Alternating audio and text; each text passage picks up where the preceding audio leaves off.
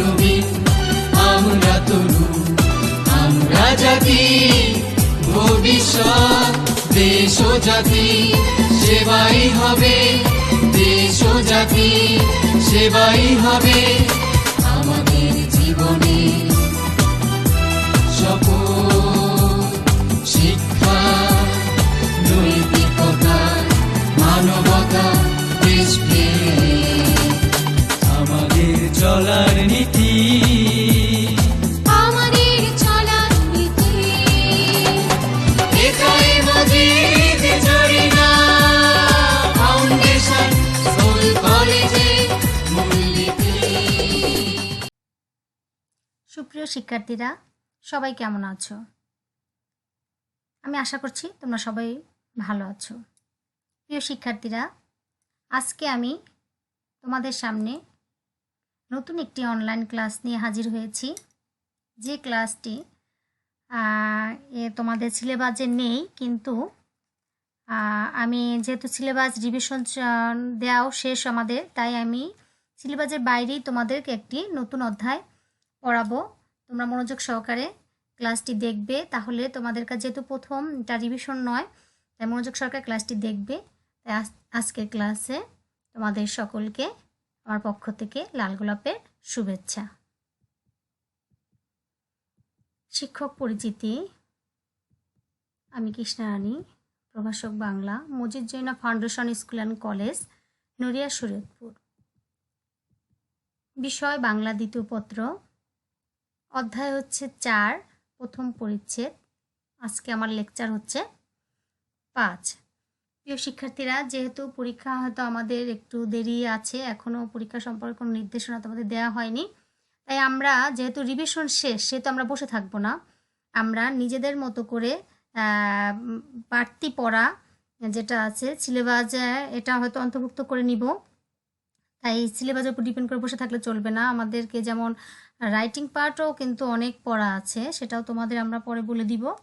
আর আজকে আমি তোমাদেরকে যে অধ্যায়টা পড়াবো সেটা হচ্ছে রূপতত্ত্বের অধ্যায়। অধ্যায় হচ্ছে 4, সেটা হচ্ছে ব্যাকরণিক শব্দ শ্রেণী। এই অধ্যায়টা সিলেবাসে দেওয়া নেই, আমি এটা নতুন অধ্যায় তোমাদের জন্য শুরু করেছি। তোমরা এখন যদি ক্লাসগুলো করো এবং পরবর্তীতে যখন তোমরা ক্লাস আরও সামনাসামনি করতে পারবে, তখন তোমাদের কাছে সহজ হবে।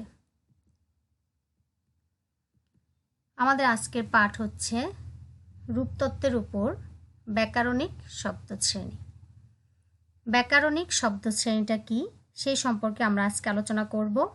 তবে ব্যাকরণিক শব্দ শ্রেণীটা কোথা থেকে এসেছে এটা তোমাদের কাছে হয়তো তোমরা ভুলেও যেতে পারো, তাই এগুলো আমি এই ক্লাসের মাধ্যমে কিছু স্মরণ করিয়ে দিব। এবং আজকে যে যতটুকু নেওয়া দরকার, যেহেতু শুরু করছি, সেহেতু ব্যাকরণিক শব্দ শ্রেণীটা কি সেই বিষয়টা সম্পর্কে আমি আজকে বেশি আলোচনা করব। শুরুতেই তোমরা দেখো ব্যাকরণিক শব্দ শ্রেণী কি এবং এর শ্রেণীবিভাগ সম্পর্কে আলোচনা করো। তোমরা জানো ব্যাকরণিক শব্দ শ্রেণী থেকে যে 3 নাম্বার যে প্রশ্নটা আসে, এই ব্যাকরণিক শব্দ শ্রেণীতে 8টা প্রশ্ন খুব ইম্পর্টেন্ট আছে। এই প্রশ্নগুলো হয় তোমাদেরকে মুখস্থ করতে হবে, না হয় তোমাদের যে বাক্যগুলো দেয়া থাকবে সেখান থেকে শব্দ শ্রেণীগুলোকে ক্রিয়া বিশেষণ বিশেষণ এই শব্দগুলো চিহ্নিত করতে হবে, একটা অথবা একটা থাকবে। তাহলে ব্যাকরণিক শব্দ শ্রেণীর কিন্তু একটা প্রশ্ন আছে, আমি আজকে সেটি সম্পর্কে আলোচনা করব। ব্যাকরণিক শব্দ শ্রেণী। শব্দ শ্রেণী কি? শব্দ শ্রেণী হচ্ছে, আমরা কিন্তু একবার ছোট থেকে এই পর্যন্ত শব্দর যে শ্রেণী বিভাগ বিভিন্নভাবে দেখেছি এবং বিভিন্নভাবে আমরা শব্দকে বিভক্ত করেছি। কী কীভাবে দেখো, সব কিছু লিখে দেখানো সম্ভব হয়নি, তাই মুখে বলে দিচ্ছি তোমাদের। শব্দর শ্রেণী বিভাগ আমরা দেখেছি উৎসগতভাবে, অর্থগতভাবে, কখনো গঠনগতভাবে, আবার কখনো শব্দ তৈরি হতে দেখেছি কি কি মাধ্যমে, প্রত্যয়, উপসর্গ, সমাস এবং সন্ধি মাধ্যমে আমরা শব্দের শ্রেণীবিভাগ মানে শব্দ তৈরি হতে দেখেছি। আর শব্দকে বিভিন্ন শ্রেণীতে আমরা বিভক্ত হতে দেখেছি। উৎসগত যেমন তৎসম, যেমন 9-10 বইয়ে তোমরা পড়েছ তৎসম, তদ্ভব, দেশি বিদেশি শব্দ থেকে যেমন শব্দের উৎপত্তি হয়েছে। তবে আজকে ব্যাকরণিক শব্দ শ্রেণী নিয়ে আমরা আলোচনা করব। এখন প্রশ্ন হচ্ছে, ব্যাকরণিক শব্দ শ্রেণীটা কি? এই ব্যাকরণিক শব্দ শ্রেণীটা হচ্ছে, আমরা ইংরেজিতে যেমন পার্ট অফ স্পিচ পড়েছি না, সেই পার্ট অফ স্পিচের বাংলা যে শব্দটা সেটাই হচ্ছে বাংলা যে অর্থ, সেটাই হচ্ছে ব্যাকরণিক শব্দশ্রেণী। এখন তোমাদের অবশ্যই মনে পড়বে যে আমরা পার্ট অফ স্পিচে কী কী পড়েছিলাম, noun, pronoun, verb, adverb, preposition, conjunction, এরকম যে পড়েছি না, ঠিক তদ্রূপ ব্যাকরণিক শব্দশ্রেণীকেও কিন্তু এইভাবে 8 ভাগে ভাগ করা হয়েছে। তবে কোন স্থান থেকে কোথায় কে এসেছে সেটা কিন্তু আমরা আজকে দেখতে পারবো। এই ব্যাকরণিক শব্দশ্রেণীর ভিতরে অনেক কিছু আলোচনা আছে, তবে আমরা আগে দেখি যে ব্যাকরণিক শব্দশ্রেণীটা কি। ব্যাকরণগত অবস্থানের ভিত্তিতে বাংলা ভাষার শব্দসমূহকে যে কয় ভাগে বিভক্ত করা হয়েছে তাকেই আমরা ব্যাকরণিক শব্দশ্রেণী বলি। তাইলে এই যে ব্যাকরণিক শব্দশ্রেণী যেমন বিশেষ বিশেষ সর্বনাম, অব্যয়, ক্রিয়া যে এগুলো আছে, এগুলোকে তার অবস্থানের ভিত্তিতে যে বিভক্ত করা হয়েছে তাকেই বলে ব্যাকরণিক শব্দশ্রেণী। একটা সংক্ষিপ্ত ভাষায় বলি যে ভাষার যে নিয়মকানুন আছে, ভাষার একটা নিয়মকানুন আছে, সেই নিয়মের আওতার মধ্যে রেখে আমরা এই শব্দকে আলাদা করেছি। তাই ভাষার একটা শব্দ, ভাষার ব্যবহৃত একটা শব্দ, সে কিভাবে ক্রিয়াশীল হয়ে ওঠে এবং সে তার নিজের চরিত্রকে কিভাবে প্রকাশ করে, সেটাই হচ্ছে ব্যাকরণিক শব্দশ্রেণী। তাহলে ভাষায় যে একটা আমরা শব্দ ব্যবহার করলাম, সেই শব্দটি কিভাবে সে ক্রিয়াশীল, মানে সে একটা মূল হিসেবে কাজ করবে একটা বাক্যের মধ্যে, এবং সে তার নিজের যে ভাবকে প্রকাশ করবে, সেটাই হচ্ছে ব্যাকরণিক শব্দশ্রেণী। যদি আমি একটু উদাহরণ দিই, তাল, এটা একটা শব্দ, তাল হচ্ছে একটা শব্দ। আবার যদি বলি আরেকটা তাল যদি পাশে লেখো, তাহলে দুইটা তাল কিন্তু একই শব্দ, কিন্তু এদের অর্থের দিক থেকে যখন তুমি বাক্যে ব্যবহার করবা, বাক্যের মাঝখানে বসার পর কিন্তু এরা এদের চরিত্রকে পাল্টে দেবে। যে ভাদ্র মাসে তাল পাকে আর ত্রিতালের গান যদি বলা হয়, তাহলে একই তাল শব্দ কিন্তু বাক্যে ব্যবহৃত হয়ে তারা তাদের স্থান দখল করে নিয়েছে এবং ক্রিয়াশীল হয়ে উঠেছে। এই তাল শব্দটাই দুটো বাক্যের মাঝখানে বসে সে তার স্থান তৈরি করে নিয়েছে, এবং সে কোন স্থানে বসে কি চরিত্র হবে সেটাই হচ্ছে ব্যাকরণিক শব্দশ্রেণী। কিন্তু এই শব্দটা যখন একটা বাক্যে ব্যবহৃত হবে তখনই কি হবে, যখন এই তাল শব্দটাই দুটো শব্দের মাঝে বসবে, দুটো বাক্যের মাঝে বসবে, তখন দুটো বাক্যই কিন্তু পুরো আলাদা। তখন তাদের সেই চরিত্রটা তারা ওই বাক্যের মাঝে খুঁজে পাবে।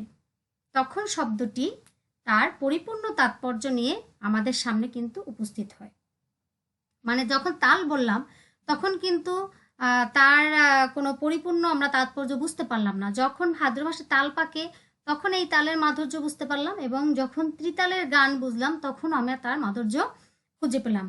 এই যে একটি শব্দ যখন, আর একটি শব্দ ভাষার প্রাথমিক সংগঠন কি? বাক্য। একটি শব্দ ভাষার প্রাথমিক সংগঠন হচ্ছে বাক্য। সেই বাক্যের মধ্যে যখন সে পরিপূর্ণ অর্থ নিয়ে প্রকাশিত, তখন সেই শব্দটি হচ্ছে ব্যাকরণিক শব্দশ্রেণী।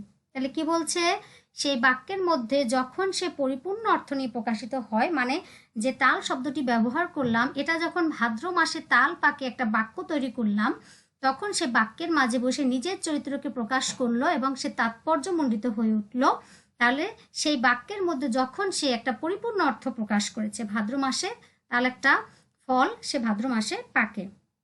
যে একটি শব্দ যখন ভাষা, আর আমাদের ভাষা প্রাথমিক সংগঠন কি? বাক্য। সেই বাক্যের মধ্যে যখন সে পরিপূর্ণ অর্থ নিয়ে প্রকাশিত হয়, তখন সেই শব্দটি হচ্ছে ব্যাকরণিক শব্দশ্রেণী। তাহলে আমরা বুঝতে পেরেছি প্রিয় শিক্ষার্থীরা, ব্যাকরণিক শব্দশ্রেণীটা কি? এর ইংরেজি প্রতিশব্দ হচ্ছে পার্ট অফ স্পিচ।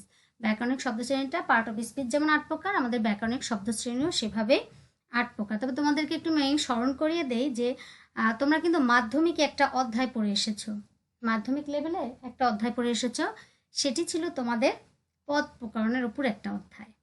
এই পদটাই হচ্ছে কিন্তু তোমার এই ব্যাকরণিক শব্দ শ্রেণীর একটা বিশেষ, যেমন পদ কত প্রকার সেটা তোমাকে আগে জানতে হবে। আমরা জানি, ছোট থেকে পড়ে আসছি, আমি এর পরবর্তী আলোচনায় আসছি।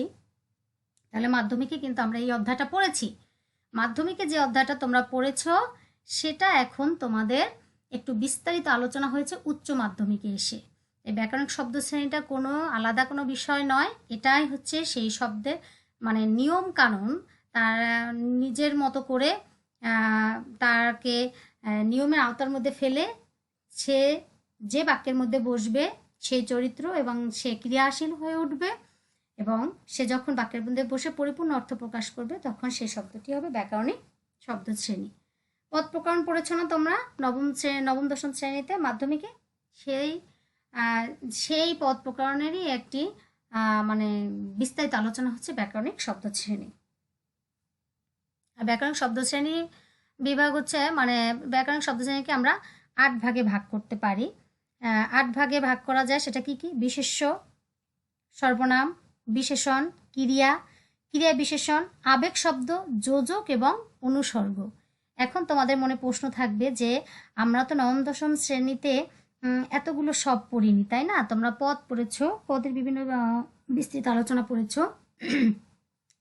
এখানে যেমন ওই আবেগ, যোজক এবং অনুসর্গ, এটা কোথা থেকে আসলো এ সম্পর্কে আমরা আলোচনা করব। এরপর দেখো পদ ও পদের প্রকারভেদ।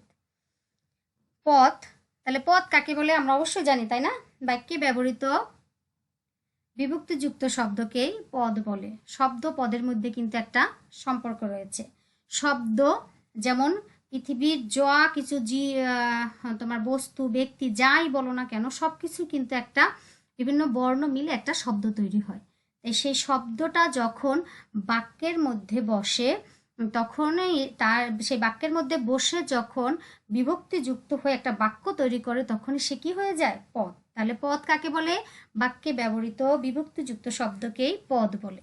যদি একটু উদাহরণ আমি তোমাদের দেই, শব্দ তো বিভিন্ন রকম হতে পারে, মা, বাবা, আকাশ, বাতাস, এই মানুষ, প্রাণী, অনেক কিছুই হতে পারে।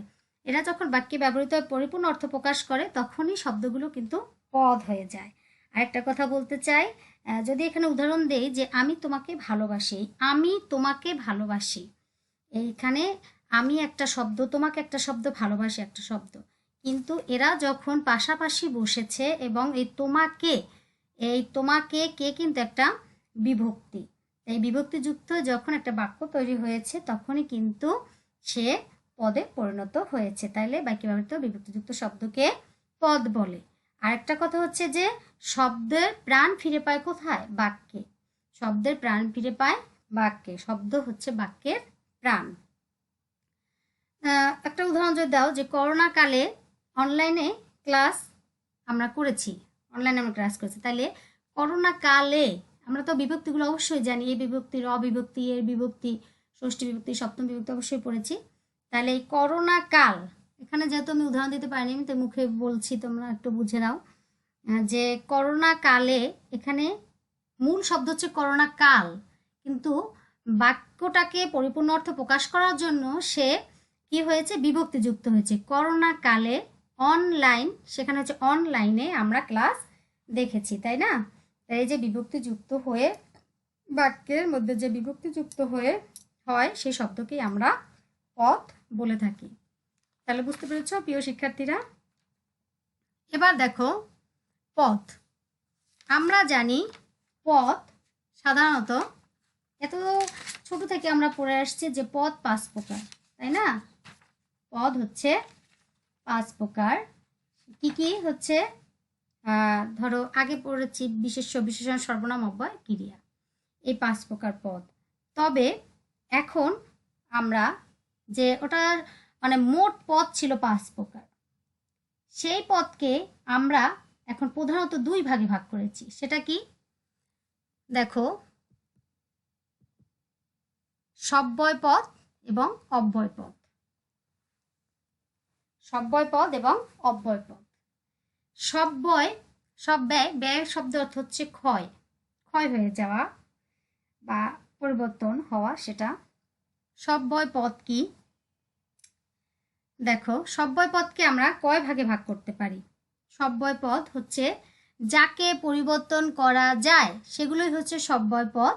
আর অব্যয় পদ কি? যাকে পরিবর্তন করা যায় না এবং বিভক্তি, বচন বা লিঙ্গ পরিবর্তন করা যায় না। এই অব্যয় পদে কোনো পরিবর্তন করা যায় না। অব্যয়গুলোকে আমরা অবশ্যই কিন্তু জানি, ও এবং কিন্তু, সুতরাং, আর, এগুলো হচ্ছে কিন্তু অব্যয় পদ। তাহলে সব্যয়কে আমরা কয় ভাগে ভাগ করেছি? সব্যয়কে আমরা 4 ভাগে ভাগ করেছি। সব্যয়কে 4 ভাগে ভাগ করেছি। সে হচ্ছে বিশেষ্য, বিশেষণ, সর্বনাম, ক্রিয়া। বিশেষ্য, বিশেষণ, সর্বনাম, ক্রিয়া, এই 4টি আমরা পেয়েছি সব্যয় পদ থেকে। আর আমরা বলেছি যে পদ 5 প্রকার, কি বিশেষ্য, বিশেষণ, সর্বনাম, অব্যয়, ক্রিয়া। অব্যয় ছিল কিন্তু সেই 5টি থেকে। এই 5টি থেকে আমরা সব্যয় পদ পেয়েছি 4টি, তাহলে আরেকটি পদ কি? অব্যয় পদ। তাহলে আমরা 4টি পদ পেয়েছি। আর এই অব্যয়েরও কিন্তু একটা শ্রেণী বিভাগ আছে, যেহেতু সব্যয় পদকে পরিবর্তন করা যায় কিন্তু অব্যয়কে পরিবর্তন করা যায় না, তাই কিন্তু অব্যয়টা একটা আলাদা শ্রেণীতে বিভক্ত। দেখো বিশেষ্য যদি বলি, বিশেষ্য বলতে রাম, মানে যেমন নাম, যদি বলি রাম, রামের, রামকে বিভিন্নভাবে ভাগ করা যায়। যদি বলি ক্রিয়া, তাহলে করি, করছি, করেছি। যদি এগুলো তোমাদেরকে আমি সম্পূর্ণ এবার লিখে দেখাতে পারতাম তাহলে তোমাদের অবশ্যই বুঝতে সুবিধা হতো, এখন হয়তো একটু বুঝতে কষ্ট হবে। এরপরে দেখো, আমাদের যখন ব্যাকরণিক শব্দ শ্রেণীগুলো আমরা পড়বো তখন আমাদের যেগুলো পড়তে হবে সেগুলো হচ্ছে বাড়তি যেগুলো, আমরা তো বিশেষ্য জানি, বিশেষণ জানি, সর্বনাম জানি, ক্রিয়া জানি, ক্রিয়া বিশেষণটাও আমরা জানি, যেহেতু ইংরেজিতে আমরা পড়েছি noun, pronoun, verb, adverb, preposition, conjunction, interjection পড়েছি না 7টি, শুধু একটি আমরা পড়িনি, সেটি সম্পর্কে আমরা আলোচনা করব। তাহলে এখন এই যে সব্যয় পদ পেয়েছি 4টি আর অব্যয় পদ হচ্ছে একটি, এই হচ্ছে 5টি। এখন আমাদের আজকের মূল আলোচ্য বিষয় হচ্ছে যে ব্যাকরণিক শব্দ শ্রেণী। এই ব্যাকরণিক শব্দ শ্রেণীতে আমরা যোজক, আবেগ এবং অনুসর্গ, অব্যয় তিনটাই আমাদের কাছে একেবারে নতুন। এই 3টি সম্পর্কে কিন্তু আমাদের ধারণা নেই, তবে এইগুলোই কিন্তু আমরা নবম দশম শ্রেণীতে পড়ে এসেছি, কিন্তু এখন আমরা বুঝতে পারছি না, তাই না? তাহলে আমরা তো যদি ব্যাকরণিক শব্দ শ্রেণী 8 প্রকার হয়, তোমাদের বইয়ে দেওয়া আছে 8 প্রকার, তাহলে কিন্তু আমরা কয়েকটি এর মাধ্যমে কি পড়ে ফেলেছি। তাহলে যেগুলো পাইনি এখন আমরা সেগুলো নিয়ে আলোচনা করি, তাই না? পাইনি কি? যোজক, আবেগ এবং অনুসর্গ, অব্যয়। তাহলে অব্যয়ের শ্রেণী বিভাগে যেগুলো আছে সেখান থেকে আমাদের এই ব্যাকরণিক শব্দ যেগুলো পড়া প্রয়োজন সেগুলো নিয়ে আমরা আজকে আলোচনা করব। 1 নাম্বার কি আছে দেখো, সমুচ্চয় অব্যয়। তোমরা যখন ভিতরের প্রশ্নগুলো পড়বে তখন এগুলো তোমরা বুঝতে পারবে। এখন তোমাদের কাছে একটু মানে কঠিন মনে হতে পারে, যেহেতু সম্পূর্ণ মানে উদাহরণ দিয়ে তোমাদের দেখাতে পারছি না, শুধুই বলে দিচ্ছি। সমুচ্চয় অব্যয়, আরেকটা হচ্ছে কি অনন্যয় অব্যয়, আরেকটা হচ্ছে অনুসর্গ অব্যয়। এগুলো তোমাকে এই যেমন যোজক, আবেগ এবং অনুসর্গ অব্যয় তোমাকে আলাদা আলাদাভাবে ব্যাকরণিক শব্দ শ্রেণীতে পড়তে হবে। তাই আমরা আগে যদি একটু, যেহেতু আমরা পরবর্তীতে প্রশ্নগুলো পড়বো, তার আগে যদি একটু জেনে নিই তাহলে কিন্তু আমাদের কাছে সহজ হয়ে যাবে বিষয়টা। এই সমুচ্চয় অব্যয়টাই হচ্ছে যোজক। কিন্তু এই সমুচ্চয় অব্যয়টা তুমি যেমন মাধ্যমিকে পড়েছো সমুচ্চয় অব্যয়, সেটাই হচ্ছে তোমার এখন উচ্চ মাধ্যমিকে বিস্তারিত আলোচনা হচ্ছে যোজক। তাহলে দেখো যে সমুচ্চয় অব্যয়টা কি। সমুচ্চয় শব্দের অর্থ হচ্ছে মিল, আর সমুচ্চয় শব্দের অর্থ হচ্ছে মিলে থাকা। সমুচ্চয় শব্দের অর্থ হচ্ছে মিল, একটি আকার স্বীকারের জন্য শব্দের অর্থ পরিবর্তন হয়ে যায়, আর সমুচ্চয় শব্দের অর্থ হচ্ছে মিলে থাকা। বাক্যে যে শব্দগুলো তাদের মানে একটার সাথে আরেকটা মিলে থাকে বা একটার সাথে আরেকটা সংযোগ ঘটানোর জন্য যে শব্দ বা অব্যয়গুলো ব্যবহৃত হয় সেটাই কিন্তু হচ্ছে সমুচ্চয় অব্যয়।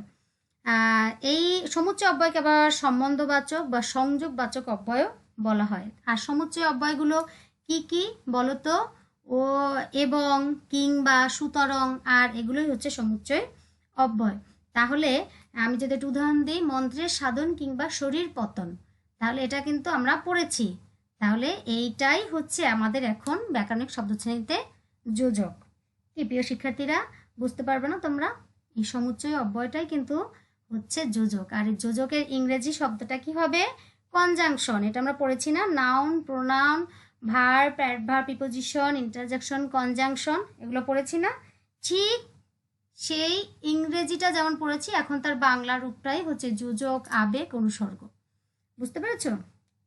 তাই একে বলে কনজাংশন, দুটো শব্দকে একত্রে মিল করে। তাহলে আমি বলে দেই, এইগুলো হচ্ছে বাক্যের মধ্যে অপরিবর্তিত থেকে বিভিন্ন পদের মধ্যে কিংবা খণ্ড বাক্যের, যেমন খণ্ড খণ্ড বাক্য থাকে, সেই খণ্ড বাক্যের মধ্যে সংযোজক করে থাকে, তাকে সমুচ্চয় অব্যয় বলে। তাহলে প্রিয় শিক্ষার্থীরা বুঝতে পেরেছ, সমুচ্চয় অব্যয়টা আমরা মাধ্যমিকে পড়েছি, সেটা এখন বিস্তারিত আলোচনা হচ্ছে আমাদের উচ্চ মাধ্যমিকে ব্যাকরণিক শব্দশ্রেণীর যোজক।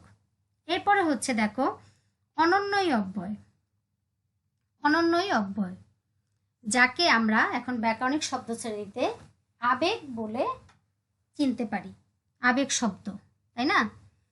তাহলে আগে দেখি অন্যয়। তোমরা যখন পড়বে দেখবে শব্দগুলো পাওয়া যাবে। অন্যয় শব্দের অর্থ হচ্ছে মিল, অন্যয়ী শব্দের অর্থ হচ্ছে মিলে থাকা, আর অনন্যয় শব্দের অর্থ হচ্ছে মিল বা সম্পর্ক, ওই বাক্যের সাথে এই শব্দের কোনো মিল বা সম্পর্ক থাকবে না, সেটাই হচ্ছে অনন্যই অব্যয়, সেটাই হচ্ছে আবেগ আবেগ শব্দ। বুঝতে পেরেছ? এই অনন্যই অব্যয়কে আমরা কি বলে থাকি? পার্ট অফ স্পিচে কি বলি? পার্ট অফ স্পিচে বলে থাকি ইন্টারজেকশন। যেমন এই অনন্যয় অব্যয়গুলো কি? যেমন আমরা আবেগতাড়িত যে শব্দগুলো উ, বা, তারপরে মরি মরি, আহ, হা হা, হি হি, এরকম আর কি শব্দ উচ্চারণ করি না, সেগুলোই আগে আমরা জানবো। অন্যয় শব্দের অর্থ মিল, অন্যয় শব্দের অর্থ মিলে থাকা, আর অনন্যয় শব্দের অর্থ হচ্ছে মিল বা সম্পর্ক থাকবে না। যে সকল অব্যয় বাক্যের অন্য পদের সঙ্গে কোনো সম্পর্ক না রেখে স্বাধীনভাবে মানে ভাব প্রকাশ করে তাকে অনন্যয় অব্যয় বলে। যদি একটা বাক্য সেখানে লেখা হয় এবং সে সামনে বসে তার একটা নিজেই একটা স্বাধীনভাবে ভাব প্রকাশ করে যদি বলা হয়, তাহলে কিন্তু আমরা বুঝতে পারি কি, যে আমরা হয়তো ব্যথা পেয়েছি, এরকম বুঝতে পারি না? বাহ বাহ যদি বলি তাহলে মানে কি সুন্দর চমৎকার, এরকম বুঝি না? তাহলে সে কিন্তু নিজেই স্বাধীনভাবে ভাব প্রকাশ করেছে, সে কিন্তু অন্য বাক্যের সাথে সম্পর্ক রেখে তার অর্থ প্রকাশ করেনি, এটাই কিন্তু এখানে বোঝানো হয়েছে। এরপরে দেখো অনুসর্গ অব্যয়। এগুলো কিন্তু তোমাদেরকে যে তোমাদের পার্ট অফ স্পিচ বলো এবং ব্যাকরণ শব্দশ্রেণী বলো, সবগুলোর সাথেই কিন্তু সবগুলোর মিল আছে, কিন্তু অনুসর্গ অব্যয়টা তুমি পাবে না। যেমন তোমার পার্ট অফ স্পিচে আছে প্রিপোজিশন, কিন্তু এই ব্যাকরণিক শব্দশ্রেণীতে সেরকম ব্যাকরণ শব্দশ্রেণীতে যেমন অনুসর্গ অব্যয়টা আছে, এমনি পার্ট অফ স্পিচে কিন্তু প্রিপোজিশন আছে। বুঝতে পেরেছো? অনুসর্গ অব্যয়কে ইংরেজিতে বলে পোস্ট পজিশন, মানে সে তার অবস্থান বুঝে জায়গা মতো, মানে নিজের স্থানে নিজে বসে তার স্থান দখল করে। এই অনুসর্গ অব্যয়কে আবার পদান্বয়ী অব্যয়ও বলে। তোমরা এই যে একাদশ শ্রেণী যে ব্যাকরণিক শব্দ শ্রেণী পড়বে, সেখানে তোমরা এগুলো দেখতে পারবে যে পদান্বয়ী অব্যয় নামে সে পরিচিত। ঠিক আছে? তাহলে অনুসর্গ অব্যয় কি? যে সকল অব্যয় শব্দ বিশেষ্য ও সর্বনাম পদের বিভক্তির ন্যায় বসে কারকতা প্রকাশ করে তাকে অনুসর্গ অব্যয় বলে। বিভক্তিগুলো তো আমরা চিনি, এগুলো সে অনুসর্গ অব্যয় বিভক্তির ন্যায় কাজ করে, যেমন দ্বারা, দিয়ে, জন্য, এগুলোই হচ্ছে অনুসর্গ অব্যয়। এইগুলো হচ্ছে সেই অব্যয় যে বিভক্তির কাজ করে, একটি বাক্যে বসে শব্দের সাথে সে বিভক্তির কাজ করে। যদি বলে ওকে দিয়ে এ কাজ হবে না, এই দিয়ে শব্দটাই হচ্ছে আমাদের অনুসর্গ অব্যয়। অনুসর্গ অব্যয় থেকেই অনুসর্গ অব্যয়টি এসেছে। যেমন সমুচ্চয় থেকে আমরা কি বুঝলাম? যোজক, অনন্যয় থেকে আবেগ, এবং অনুসর্গ থেকে অনুসর্গ অব্যয় এসেছে। এই অব্যয় থেকে অনুসর্গের যার পার্ট অফ স্পিচে, এটা কিন্তু পার্ট অফ স্পিচের অংশ নয়। অনুসর্গটা যেমন পার্ট অফ স্পিচের অংশ নয়, তেমনি প্রিপোজিশনটাও কিন্তু ব্যাকরণিক শব্দশ্রেণীর একটা অংশ নয়, এটা একটা বাহিরের অংশ। যে সকল অব্যয় বিশেষ্য সর্বনাম পদে বিভক্তির ন্যায় বসে কারক বাচকতা প্রকাশ করে তাকে অনুসর্গ অব্যয় বলে। যেমন দিয়ে, জন্য, এগুলো হচ্ছে অনুসর্গ অব্যয়। অনুসর্গ অব্যয়কে আবার পদান্বয়ী অব্যয়ও বলা হয়। অনুসর্গ অব্যয় থেকেই কিন্তু অনুসর্গ শব্দটি এসেছে। প্রিয় শিক্ষার্থীরা, আমরা যখন আলোচনা করব তখন কিন্তু আমাদের ভিতরে যে আমরা বলেছিলাম যে সব্যয় পদ 5 প্রকার, তার ভিতরে অব্যয় ছিল। তো সেই এখন আমরা প্রধানত 2 ভাগে ভাগ করেছি, সব্যয় আর অব্যয়, যাকে পরিবর্তন করা যায়, যাকে পরিবর্তন করা যায় না।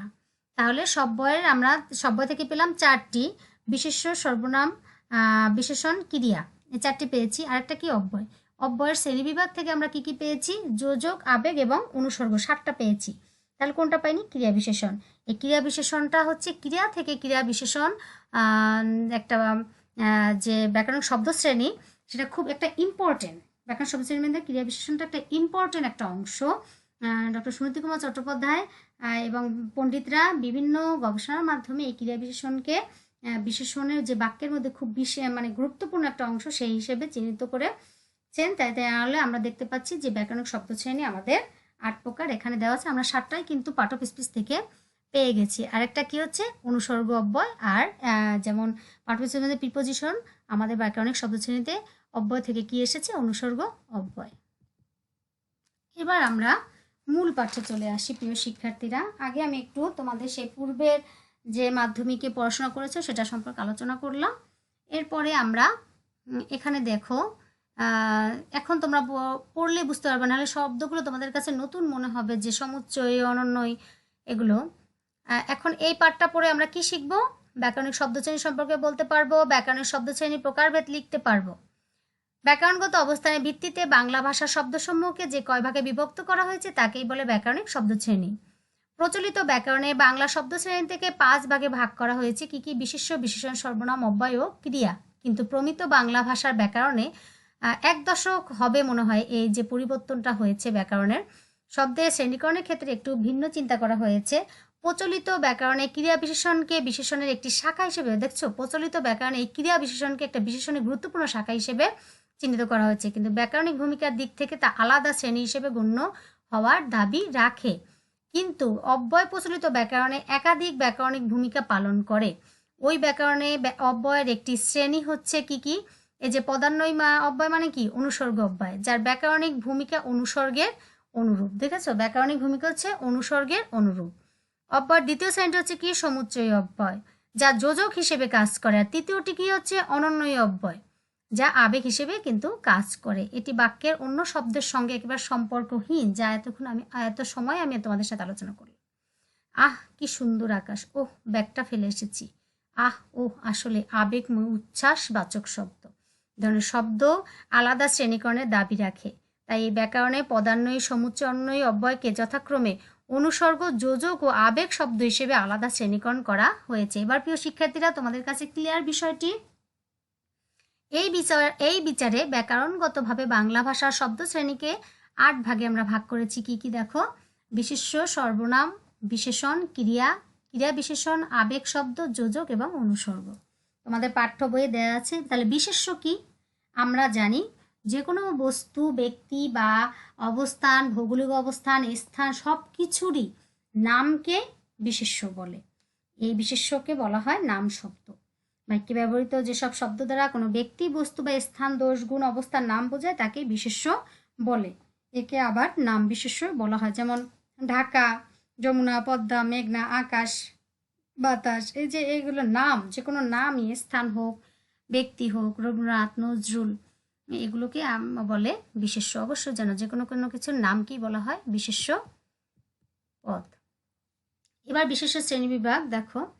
বিশেষ্যকে আসলে তোমরা যেমন পূর্বে পড়েছো যে বিশেষ্যকে তোমরা যে মাধ্যমিকে পড়েছো 6 ভাগে ভাগ করা যায়, ঠিক তারই একটু বিস্তারিত আলোচনা এখানে রয়েছে। আমরা তবে তোমাদের যেহেতু পরীক্ষায় প্রশ্নগুলো ওইভাবেই আসে, 6 প্রকার কি কি ছিল? সংজ্ঞাবাচক, জাতিবাচক, বস্তুবাচক, সমষ্টিবাচক, ভাববাচক, গুণবাচক। ইংরেজিতে কি বলবো আমরা? Proper noun, common noun, material noun, collective noun, verbal noun, abstract noun, তাই না? সেইগুলোই এখানে সবই আছে, শুধু একটু বিস্তারিত লেখা আছে বা বিস্তারিত আলোচনা করা আছে। যত আমরা উপরের দিকে উঠবো ততই কিন্তু আলোচনাটা আমাদের বিস্তারিতই হবে। হ্যাঁ, তাহলে এবার বিশেষ্য শ্রেণী বিভাগ দেখো। সংজ্ঞাবাচক বিশেষ্য, সাধারণ বিশেষ্য মানে সামান্য বিশেষ্য যাকে বলে। সংজ্ঞাবাচক কি? যে বিশেষ্য কোনো ব্যক্তি, বস্তু, বিষয় বা স্থানের সুনির্দিষ্ট নাম বোঝায়, সুনির্দিষ্ট বা বিশেষ কোনো নাম বোঝায় তাকেই ব্যক্তি বা সংজ্ঞাবাচক বিশেষ্য বলে। মধুসূদন, পৃথিবী, মঙ্গল, গীতাঞ্জলি বিশেষ কিছু নাম, তাকেই বলে সংজ্ঞাবাচক বিশেষ্য। সাধারণ কি? যে বিশেষ্যে কোনো ব্যক্তি, বস্তু, স্থান সুনির্দিষ্ট কোনো নাম বোঝায় না, একবার সব কিছু নিয়ে বোঝায়, সব সাধারণ এবং সামগ্রিকভাবে বোঝায়, ওই শ্রেণীকে বলা হয় সাধারণ বিশেষ্য। যদি পর্বত বলা হয় তাহলে যেমন হিমালয় সংজ্ঞাবাচক একটা বিশেষ্য, পর্বত সাধারণ বিশেষ্য, কিন্তু হিমালয় হচ্ছে একটা সংজ্ঞাবাচক বিশেষ্য, কারণ একটা বিশেষ নাম হচ্ছে হিমালয়। যদি বলি নদী তাহলে সব নদীকে বোঝা যায়, এগুলো হচ্ছে সাধারণ বিশেষ্য। যদি বলি মানুষ, যদি বলি পাখি, ঠিক এরকম প্রাণী, এই বস্তু ব্যক্তি মানে সুনির্দিষ্ট কোনো নাম বুঝাবে না, সামগ্রিকভাবে সকলকে বুঝাবে, সেটা হচ্ছে সাধারণ বিশেষ্য। এবার সাধারণ বিশেষ্যর আবার কয়েকটি শ্রেণী বিভাগ আমরা এখানে দেখতে পাচ্ছি। কি কি তা? ইন্দ্রিয়গ্রাহ্যতা, গণনযোগ্যতা এবং সজীবতা বিচারে বিশেষ্য বিভিন্ন রকম হয়ে থাকে। ইন্দ্রিয়গ্রাহ্যতা অনুসারে কি দেখো দুটি ভাগে ভাগ করেছে, মূর্ত বিশেষ্য, ভাব বিশেষ্য। মূর্ত বিশেষ্য কি? মূর্ত আর বিমূর্ত। মূর্ত মানে কি? যেটা সরাসরি দেখা যায়, আর বিমূর্ত মানে কি? যাকে আমরা দেখতে পাই না। তাহলে মূর্ত বিশেষ্য বলতে এমন ব্যক্তি বা বস্তুর নাম বোঝায় যা দেখা বা অনুভব করা, স্পর্শ করা, পরিমাপ করা যায়। ইন্দ্রিয়ের দ্বারা যে বস্তুর ঘ্রাণ নেওয়া, দেখা, পরিমাপ করা কিংবা স্পর্শ করা যায় তাকে মূর্ত বিশেষ্য বলে। যেমন বই, কলম, গোলাপ, চুল, এগুলো হচ্ছে মূর্ত বিশেষ্য। আর ভাব বিশেষ্য কি? যেগুলোর মাধ্যমে তোমার মনোগত ভাব এবং গুণগত বৈশিষ্ট্যকে নির্দেশ করা হয় তাকেই ভাব বিশেষ্য বলে। আনন্দ, বিষাদ, সাহস, ঠিক এরকম। গণনযোগ্যতা অনুসারে কি? তিনটি শ্রেণীতে ভাগ করা হয়েছে। গণনা করা, যে বিশেষ্যকে সংখ্যা দিয়ে গণনা করা যায়, যার বহুবচন নির্দেশ করা সম্ভব, তাকেই হচ্ছে গণন বিশেষ্য বলা হয়েছে। যেমন পরিবারবর্গ, শিক্ষকবৃন্দ, তারপরে 5 দিন, দিনগুলি, ঠিক এগুলো হচ্ছে গণন বিশেষ্য। পরিমাপ বিশেষ্য, যে বিশেষ্যে শুধু পরিমাপ করা সম্ভব তাকে পরিমাপ বিশেষ্য বলে। যেমন চাল, ডাল, তেল, নুন, এগুলো পরিমাপ করা যায়, সেগুলো হচ্ছে পরিমাপ বিশেষ্য। সমষ্টি কি? সমষ্টি হচ্ছে একটা দল বা গোষ্ঠীর একক সমষ্টিকে বোঝায়, তা সেটি হচ্ছে সমষ্টি বিশেষ্য। যেমন একটা সভা, একটা সমিতি, একটা জনতা, জনবল, ঠিক এগুলোই হচ্ছে একটা গোষ্ঠী। পরিবার, এরা হচ্ছে একটা সামগ্রিকভাবে একটা সমষ্টি। এরপর দেখো সজীবতা বুঝাতে জীবন্ত এবং সক্রিয় সত্তা কিনা সে বিচারে সাধারণ বিশেষ্য দুই রকম হয়ে থাকে।